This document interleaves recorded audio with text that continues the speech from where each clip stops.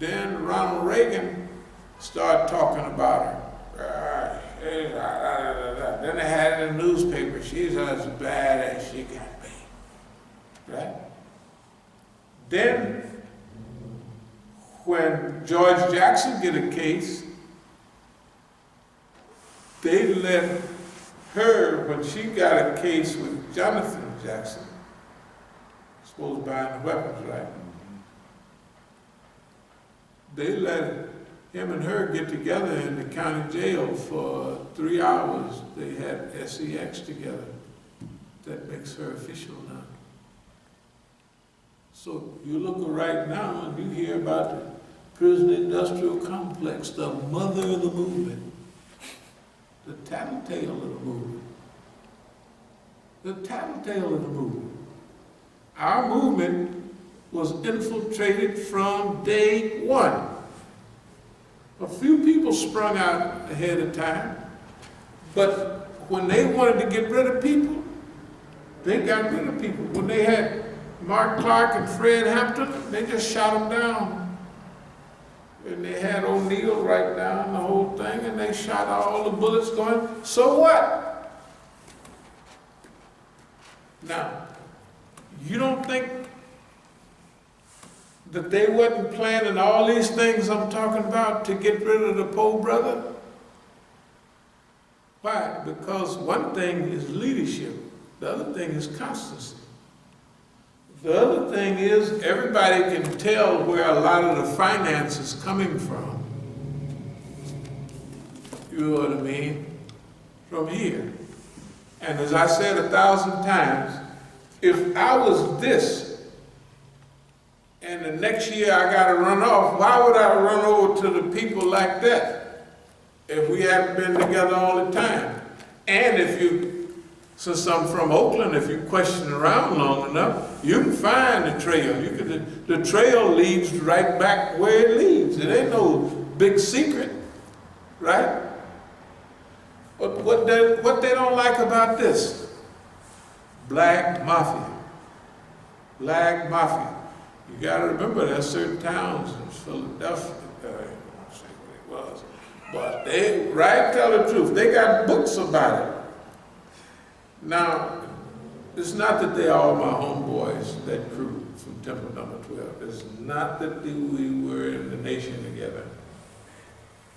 You know, it's not that on every coast, on the east, on the west coast, I knew all the brothers, you know, that helped buy this temple, helped buy.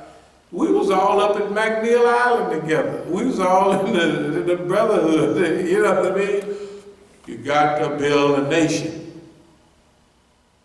Nation building. What time is nation building time? I mean, any way you can get some money, you help build the movement organization, so the leaders spend it all and eat it all up. No big deal. It's normal. Here's what I'm trying to tell you. Okay, it is funny, but see, some of our brothers don't take it funny. You double cross them, they never forget you. They never forgive you, and they won't work for you again either.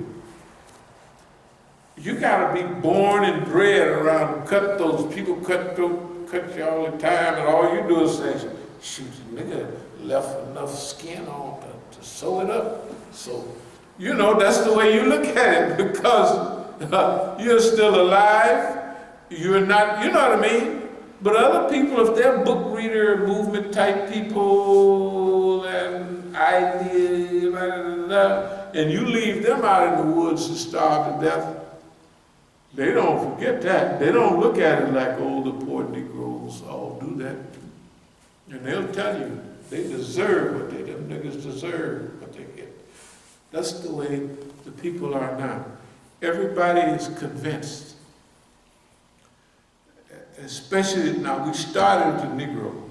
Everybody is convinced that the Muslims and the Negroes are not qualified to intermingle with a civilized society.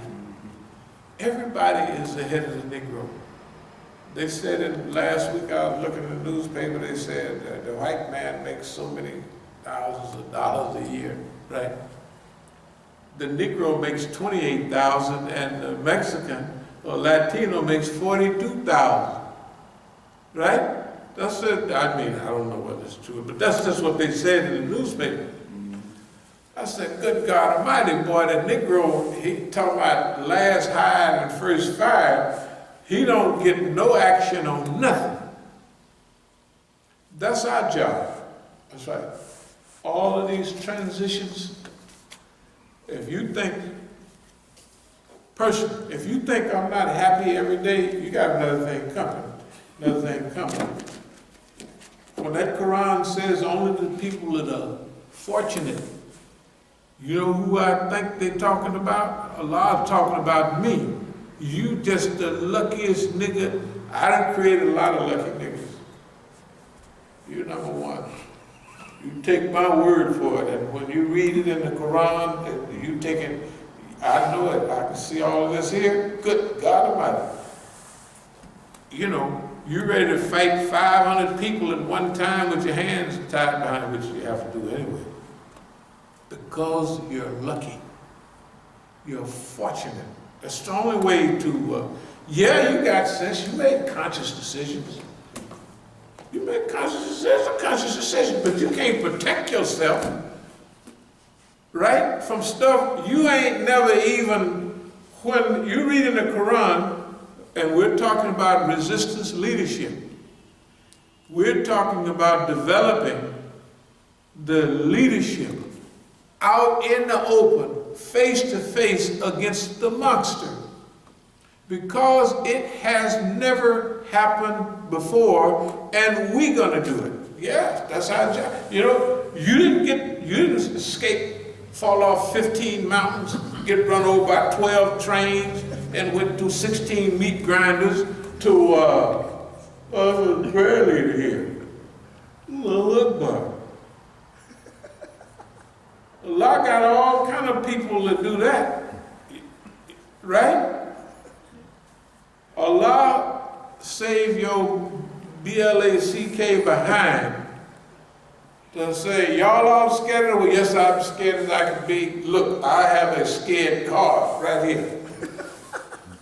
I'm a card carrying free cat. Right? Which all the Negroes are. We never did none of this. This is a copy of the thing. You know, what is this thing? Conference focuses on how social invisibility and African American Muslims lead to psychological trauma and suffering. I hate to read that every week, but they put that out there for some reason. It don't have nothing to do with us. They had the program over there at Howard for some reason. It might have been for us, but it don't have nothing to do with us. You know why? Every stage that we went through with flying colors. Every stage. The white man ain't never, in every fight we done had, we ain't never touched it, laid down backwards. We ain't never been knocked down. We've been penitentiary and stuff. We don't call that a knockdown. That's just you slip. You know, when they got a lot of sweat on the thing, and you slip. You know what I mean? They pour too much water on you in the corner and a little bit get out there and you walk out, slip. That's, in the earlier years, when they would do certain things to us, we call those slips. Now, everybody get their calculator out. And they, look, we've been, the niggas that started to count, the 10 count, you out 200 or 300 times. Even like right now, all my friends have that real dumb, this is the 11th round, you've been battered all the, I've been looking at them, I ain't battered, we're having psychological warfare. It's not, you can't batter nobody psychologically unless you believe that stuff. If that crazy woman that I showed y'all, all them calls on the phone today? All right, now, if I was 500 years ago, and I don't, you gotta respect me, that may have you mad at them. But how am I get mad at a pair of people that the whole world knows who and they do the most ridiculous things that you can imagine. The most ridiculous. What is the purpose of calling me? So when you come out here, we're going to put you in jail. I said, for going into my city.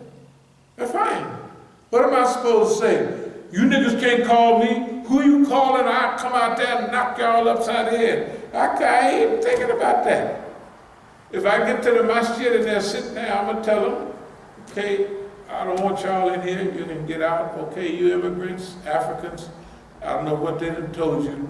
They don't have no right to invite you in here. You don't have no right to come in here.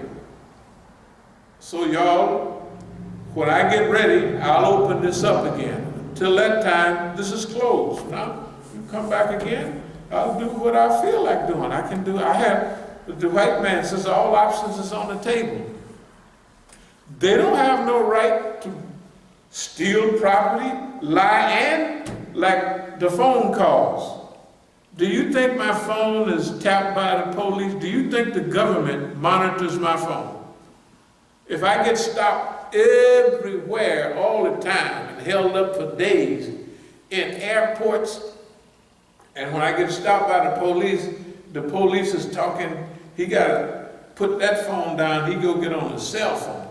There's a special number he got to call. All the time. And sometimes the police, I said, I told you that they're gonna tell you to do this, and that's what you're gonna have to do. And if you can't do that, look, man, just take me to jail, because I take these water pills. I gotta go to the bathroom. So, I can hold it a little while longer. So you can go and take me to jail. I don't want to sit out here looking at you and going through all this dumb stuff. And then he'll say on the phone, well, what do you want us to do with it? And they'll say, okay, you can get that and go back. I don't have no driver's license. I don't have nothing. Well, they always let me go, and I never go to... In the old days, if I missed the 20 seconds in the court, I'd have a warrant. I have answered not a single warrant, no summons. When I went to jail in Vegas, they let me out on OR. I was supposed to go back March 20th or something. I looked at the lady, March 20th, I ain't remember March 20th. I got tickets up to behind for the last 10, 15 years. They illegally took my license. I told the feds, I said, look, man, why don't y'all just send me some license in the mail and just send me some FBI license or something. Well, that was the state. I said, you know they lying. I said, what, I had an accident somewhere? What did I do? What did I do? The license popped up, they gone. What did I do? You got something I did? Well, I don't know. I said, that's right. They just took the damn license. They was going to do like before. And they got a reason to harass me. So I see what they're doing. When they stop me, I harass them for the last 15 years. What you doing stopping me for, sucker? What's wrong with you? Let's see your license. You know I ain't got no, what do you mean license? You know when you got behind me 2 miles back there, and you went in and out beside this car, that car, you knew I ain't had no license, you know the license plate. You know who's driving the car, you know where I just left, where I'm going. Don't you know what you're talking to? Look, nobody made it. This leadership resistance is important for everybody. Okay. We're going forward big time, but we've already pulled it off. We've already pulled it off. We've already survived everything they can throw at everybody else. We done survived 15 or 20 times that. Arrest, held up, hassle, property disappearing, everything that we got, we might have to pay twice the property tax on it. Something coming in the mail, you owe this, that. I said, well, what? Oh, what we call it? Final notice. You know, when it's a final notice, well, where's the first notice? And then there's somebody that's supposed to take care of that. What happened to the first notice? I ain't seen it. Well, it's a final notice. I only seen it. I said, of course you ain't seen it, because they ain't sent nothing. They just write something up and send it to you and say you pay it, or we're going to put the lien on your property. And ain't nothing you can do it, you pay it. We've survived, and hundreds and hundreds, the stuff we have survived, just what y'all have seen right here, is a miracle. And that's what you've seen, not what happened. I can't talk about everything that happened. Like you say, I want to talk to you, man. Because every time you talk to him, he say, yeah, the white man did this, the white man did that.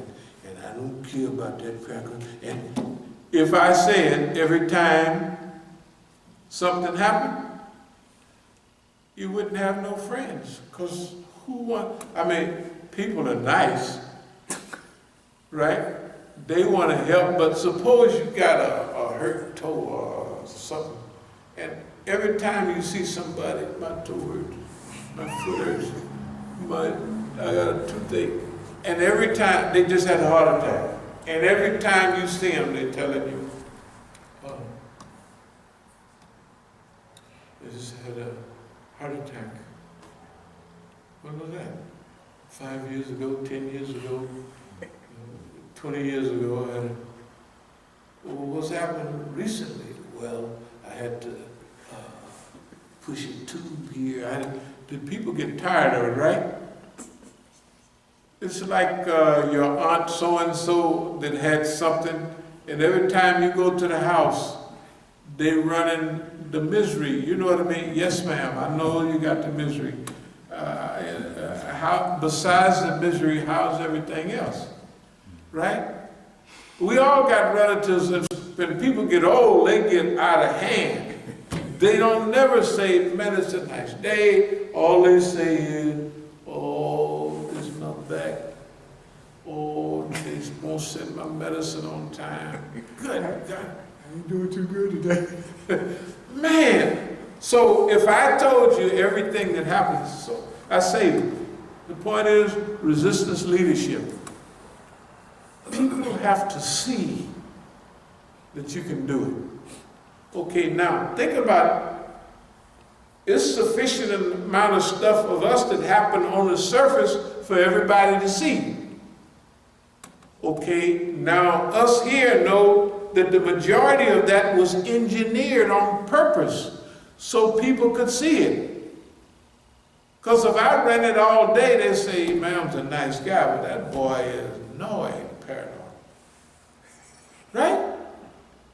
The police under everything. The police put something in his food. The police messed his car up. Of course it's true. But suppose that's all I'm talking about all the time. Right? So we got to raise people up. So they punch holes in all the tires. They've been punching holes in tires since over there on 8th Street. I leave the door open so they can't break, so they can go in and get what they need. They break the windows out. They've been doing that all the time. They broke out several back windows, Volvos right out here. Just break the windows out for no reason. But so here's the point. People have to know or see.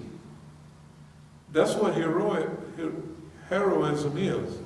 You show people as somebody just like them, come out of the same environment, can do unbelievable things. And then it's not then just you, it's sharing with other people. Okay, the last periods, it was not possible to take nobody through this. Didn't nobody want to go, and it wasn't even necessary. But it was evolved, elevated, that everybody saw. That's why I remember we'd call Zafar every now and then just to get him to put it in the thing. So, and now, look at these things right here. Are these things really coming on the, I don't never look at them, so they really go on the DVD, on the thing? Yes. Well, can you imagine the damage we do? 'Cause I know the people call, you're trying to get us killed. That's what old Khadija said today. I said, I ain't trying to get you killed, honey. I don't have no intention of you kicking the bucket, as they used to say. Because you a good girl. That's what he said. You just the nicest girl. Why would I want to see you kick the bucket or the bucket kick you? Whatever. No. The people are not, they're not like, you know, when you get old or you're too young, you don't have to fast. Or if you're crazy, right? If you're crazy,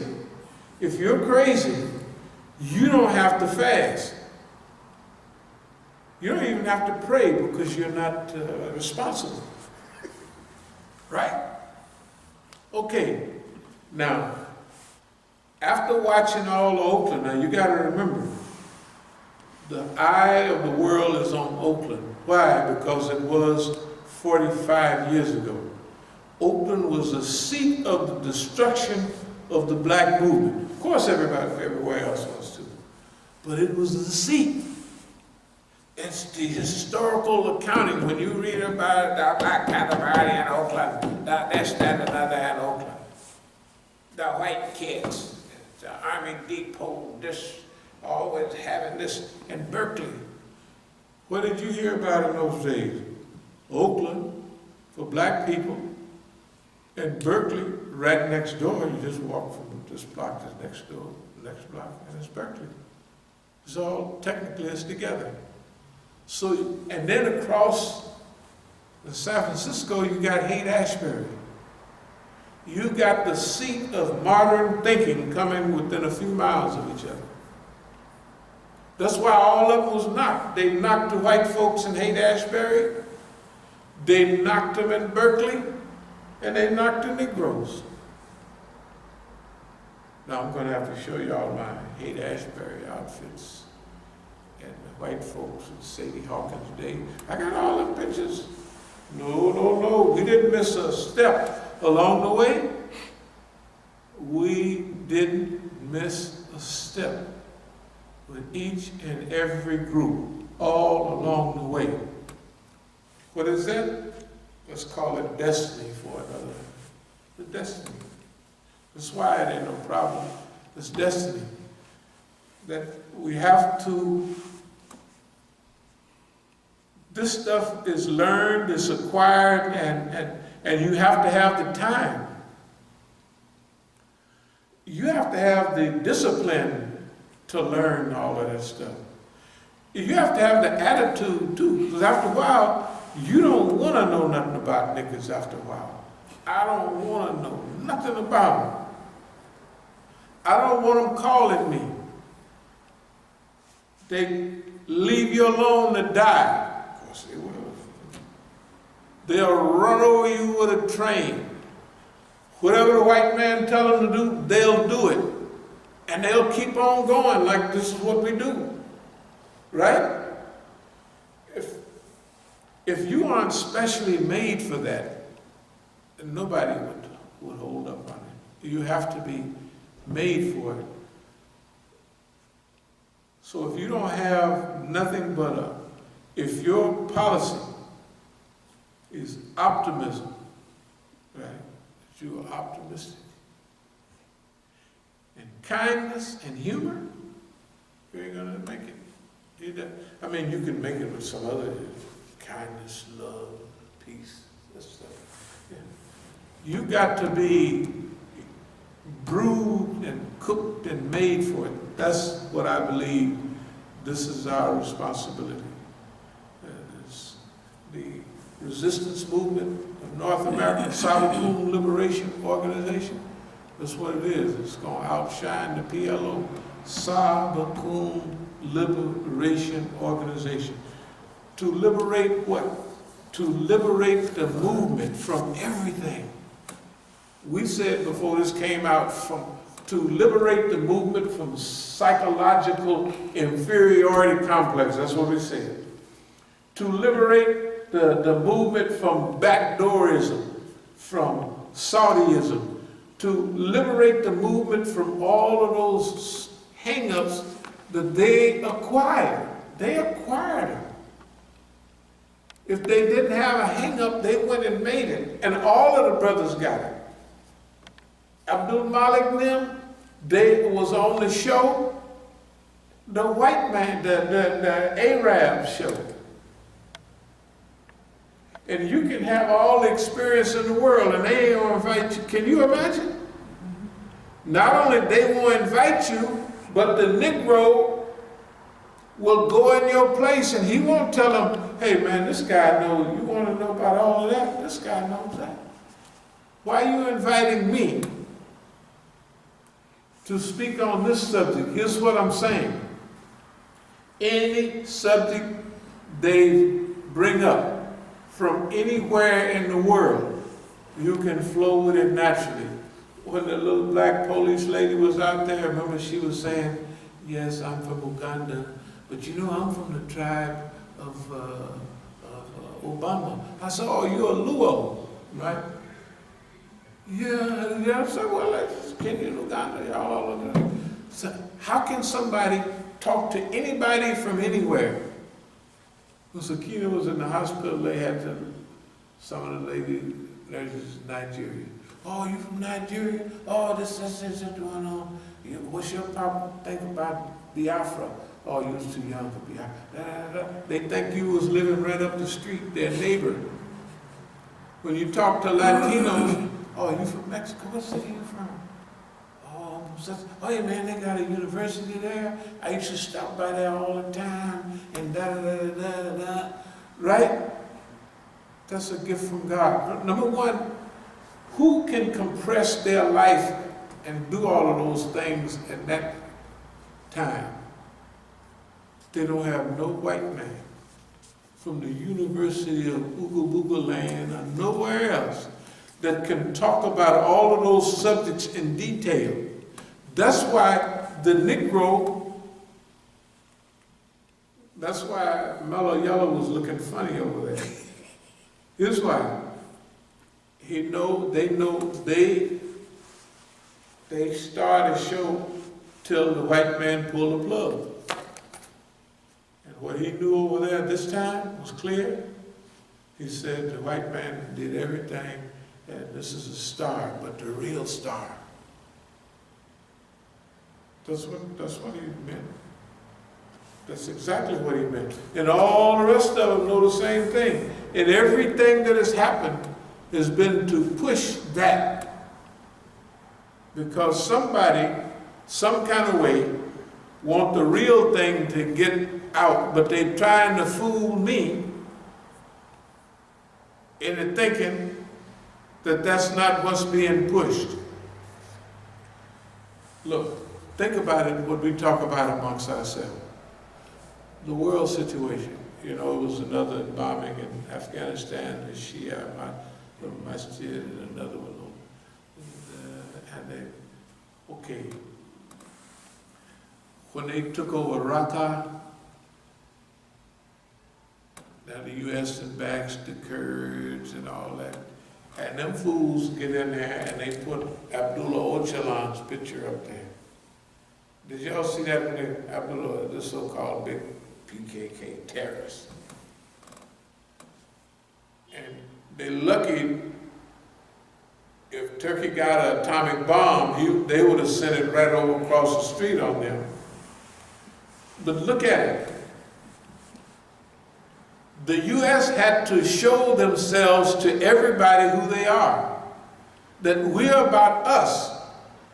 So with the Turks, they say we're going to support your main enemy, the Kurds, and give them weapons, and and make them do that because that's best for us. In Iraq, they say, yeah, we're going to hook the Kurds up, and we're going to tell them we don't want y'all to vote, but they tell them to vote for independence all the time. So everybody got Kurds, and Turkey ain't gonna put up with it. You can forget about it. They will invade tomorrow if they feel like it. That's something that just bothers them. In Iraq, you see the Kurds, just the Iraqi army went in and knocked over Kirkuk and all up to, they let them hang out. If you just keep your mouth shut, no problem. They've been taking all the oil through Turkey and just getting rich. Kurdistan was doing better while the rest of Iraq is bombed and all that. They're the U.S. friends. Oh, they got it good. The dummies had a vote. We're going to be independent. So Iran got Kurds too. They treat their Kurds the best. So now you got Iran and Turkey just as romantic as they can be. You go back 10 years ago, they was good friends, they was working it out. Then the dummies went bad with Syria. Leave it up to America. They put everybody on the right team that belong on the team, and they mess up everybody.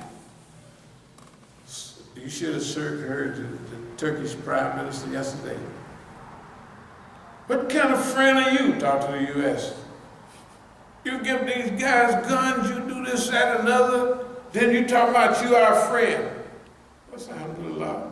And then you got these guys putting the whole world, Abdullah Öcalan, main terrorist, second highest terrorist in the world, and they got his picture, big picture in the square in Raqqa. Wonderful, wonderful. You and I, we couldn't fix none of this stuff. We don't have the ability. Still, Bahrain gonna go our way. Eastern provinces gonna go our way. Yemen, the suffering is unbelievable, but it's gonna go our way. We couldn't do all of that, right? If it was left to me, I wouldn't have run all the way around the world finding out everything. Unless they was bothering you. You go there, they bother you.